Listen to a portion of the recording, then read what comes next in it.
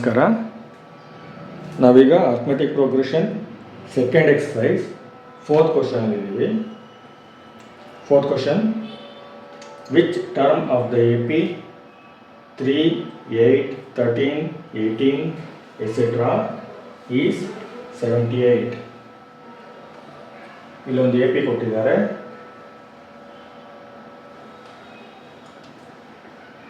ಆ APಯಲ್ಲಿ 78 ಅನ್ನೋ ನಂಬರು ಎಷ್ಟನೇ ಟರ್ಮ್ ಅಂತ ನಾವು ಕಂಡುಹಿಡಿಯಬೇಕು. ಅಂದರೆ APಯಲ್ಲಿ ಫಸ್ಟ್ ಟರ್ಮ್ 3 ಇದೆ, second term 8, third term 13, fourth term 18. ಅದೇ ಥರ ಕಂಟಿನ್ಯೂ ಆದರೆ ಅದೇ ರೀತಿ 78 ಅನ್ನೋದು ಎಷ್ಟನೇ ಟರ್ಮ್ ಬರುತ್ತೆ. ಈಗ ನೀವು ಫಾರ್ಮುಲಾ ಇಟ್ಕೊಂಡಿದ್ದೀರಲ್ಲ ಮುಂದೆ, ಇಲ್ಲಿ ಥರ್ಡ್ ಫಾರ್ಮುಲಾ ಅಪ್ಲೈ ಮಾಡಿ ಉತ್ತರ ನೋಡ್ತಾ ಹೋಗೋಣ.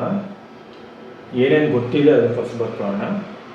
A 3, D common difference 8 minus 3, A 2 minus A 8 minus 3 5, AN 78 ಅನ್ನೋದನ್ನ ಲಾಸ್ಟ್ ಟರ್ಮ್ ಅಂತ ತಿಳ್ಕೊಳ್ಳೋಣ. First term 3, last term 78. Next ನಾವೇನು ಕಂಡುಹಿಡಿಬೇಕು, N number of terms. First term 3 ಇದೆ ಅಂತ ತಿಳ್ಕೊಳ್ಳೋಣ, ಲಾಸ್ಟ್ ಟರ್ಮ್ 78 ಇದೆ ಅಂತ ತಿಳ್ಕೊಳ್ಳೋಣ. ಈ APಯಲ್ಲಿ ಎಷ್ಟು ಟರ್ಮ್ಸ್ ಇದೆ ಅಂತ ನಾವು ಈಗ ಕಂಡುಹಿಡಿಯಬೇಕಾಗಿದೆ. ಏನು ಗೊತ್ತಿದೆ, D ಗೊತ್ತಿದೆ, AN ಗೊತ್ತಿದೆ. ಈಗ ಫಾರ್ಮುಲಾ ಹಾಕೋಣ. AN is equal to A plus N minus 1 D.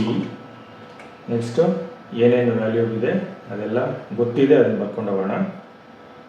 AN 78, A 3 plus N minus 1, N ಗೊತ್ತಿಲ್ಲ, into D 5.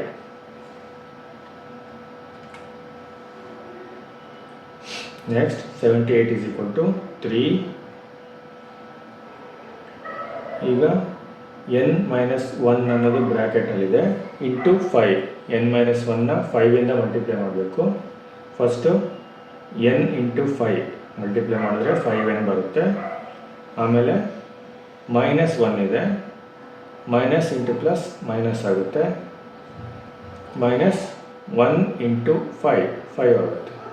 78 is equal to 3 plus 5N minus 5. ಈಗ ನಾವೇನು ಮಾಡೋಣ, ನಾವು ಕಂಡುಹಿಡಿಯಬೇಕಾಗಿರೋದು N ಅಲ್ವಾ, ಅದು LHS ಬರೋ ಥರ ಬರ್ಕೊಳ್ಳೋಣ. RHS ಅಲ್ಲಿದೆ 5N ಅನ್ನೋದು. ಆ ಒಟ್ಟು RHS ಅಲ್ಲಿ ಏನಿದೆ ಎಲ್ಲನೂ LHSಗೆ, LHS ಅಲ್ಲಿರೋದೆಲ್ಲ RHSಗೆ ಚೇಂಜ್ ಮಾಡ್ಕೊಳ್ಳೋಣ. ಇನ್ನೇನು ಮಾಡೋದು ಬೇಡ, ಸೈನ್ ಎಲ್ಲ ಹಂಗೆ ಇರುತ್ತೆ. 3 plus 5N minus 5 is equal to 78. ಈಗ 5N ಅನ್ನೋದನ್ನು LHS ಅಲ್ಲಿ ಬರ್ಕೊಳ್ಳೋಣ. is equal to 78 as it is ಬರ್ಕೊಳ್ತಾ ಇದ್ದೀವಿ. ಆಮೇಲೆ 5 ಅನ್ನೋದನ್ನು LHSಯಿಂದ RHSಗೆ ಚೇಂಜ್ ಮಾಡಿದ್ರೆ ಪ್ಲಸ್ 5 ಆಗುತ್ತೆ. ಮೈನಸ್ 5 ಇರೋದು ಪ್ಲಸ್ 5 ಆಗುತ್ತೆ, 3 ಇರೋದು ಮೈನಸ್ 3 ಆಗುತ್ತೆ. 5N is equal to 78 plus 5 minus 3. 78 plus 5 83 minus 3 80 ಆಗುತ್ತೆ. ಈಗ 5N ಅಲ್ಲಿ 5 ತೆಗೆದುಬಿಟ್ಟು N ಬರ್ಕೊಳ್ಳೋಣ. N is equal to 80 ಹಂಗೆ ಬರ್ಕೊಳ್ಳೋದು. 5 ಇಂಟು N ಮಲ್ಟಿಪ್ಲಿಕೇಶನ್ ಇದೆ, ಅದು RHSಗೆ ಬಂದು LHS ಅಲ್ಲಿ ಮಲ್ಟಿಪ್ಲಿಕೇಶನ್ ಇದೆ, RHSಗೆ ಬಂದರೆ ಡಿವಿಷನ್ ಆಗುತ್ತೆ. N is equal to 80 divided by 5. 5 ಅನ್ನೋದು LHS ಅಲ್ಲಿ ಮಲ್ಟಿಪ್ಲಿಕೇಶನಲ್ಲಿದೆ, RHSಗೆ ಬಂದರೆ ಡಿವಿಷನ್ ಆಗುತ್ತೆ. 80 divided by 5 is equal to 16. Answer 16. N is equal to 16.